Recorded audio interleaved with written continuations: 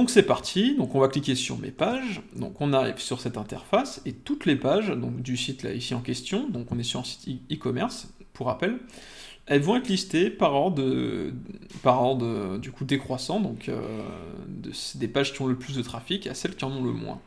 Donc petite parenthèse pour ceux qui sont sur des tunnels de vente, et ben, ce sera encore plus facile.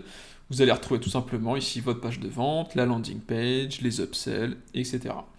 Donc imaginons qu'on veut analyser, on va se mettre dans la peau de quelqu'un qui fait du blogging, donc puisqu'ici il y a beaucoup d'articles de blog, et il voudrait par exemple, optimiser un article de blog. Donc il va cliquer par exemple sur celui-là, il va pouvoir l'analyser. Donc quand on clique sur une page, on a toutes les métriques, toutes les analytiques associées à cette page précise. Donc toujours les analytiques de base apparaissent en haut. Donc là on voit que cette page a eu 4540 visites sur la période en question. Et on voit son taux de rétention par minute seconde. Donc comment lire ce graphique? Tout simplement là, on va prendre 1 minute 40. Donc ici à peu près 1 minute 40. On voit que 53% de toute l'audience sur cette page qui est arrivée, 53% sont restés jusqu'à 1 minute 40. Bon, à quoi ça sert? C'est vraiment pour, par exemple, optimiser des vidéos.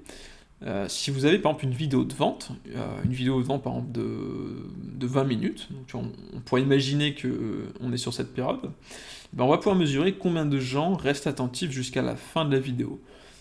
Et on va pouvoir mesurer typiquement s'il y a quelque chose comme ceci, en fait, une chute d'audience brusque, et qu'on pourrait du coup détecter le passage de la vidéo qui crée cette chute d'audience, pour du coup le retravailler, c'est-à-dire que c'est un point faible, on perd de l'audience, donc on le retravaille, on optimise la vidéo, et on va essayer de garder un maximum de pourcentage de personnes jusqu'à la fin de la vidéo. Voilà, donc ça c'était pour l'interface de base d'une page. Maintenant il reste deux fonctionnalités à voir, donc on va cliquer ici sur visionner.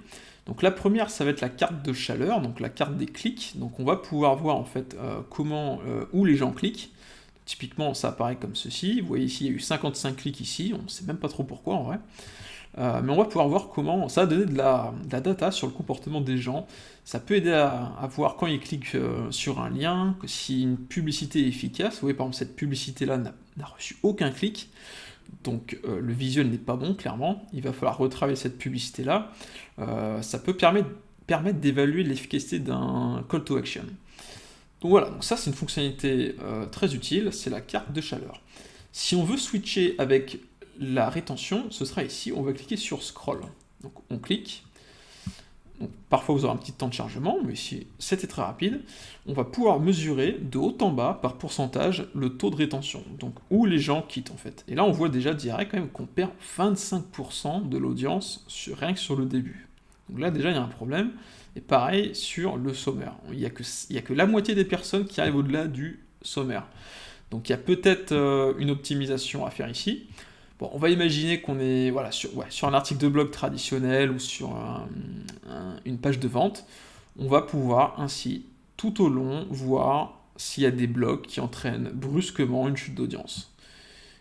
Et c'est toujours ça en fait l'idée, on va essayer de repérer les points faibles de la page, on va les retravailler, on va les rendre plus captivants, Voilà. Le but c'est de maintenir l'attention des gens, les captiver jusqu'à la fin, et en optimisant, en retravaillant, vous allez du coup pouvoir conserver un plus grand taux de rétention, donc jusqu'à la fin de votre page, pour les rediriger sur vos offres, etc. Donc en fait, irrémédiablement, ça va augmenter votre taux de conversion, puisque plus de personnes vont cliquer sur vos offres. Et voilà, c'est à peu près tout pour les fonctionnalités d'Indie Analytics. Donc j'espère que c'était très clair. Si vous avez n'importe quelle question, normalement via l'onglet paramètres ou aide, vous allez avoir l'adresse email de contact, et n'hésitez surtout pas à envoyer un message, on vous répondra le plus vite possible pour toute question liée à l'application. Et sachez que via les paramètres, vous pouvez également consulter vos factures et résilier l'abonnement si besoin. Voilà, donc c'est tout pour ce tutoriel, j'espère que c'était très clair, et je vous souhaite une très bonne expérience.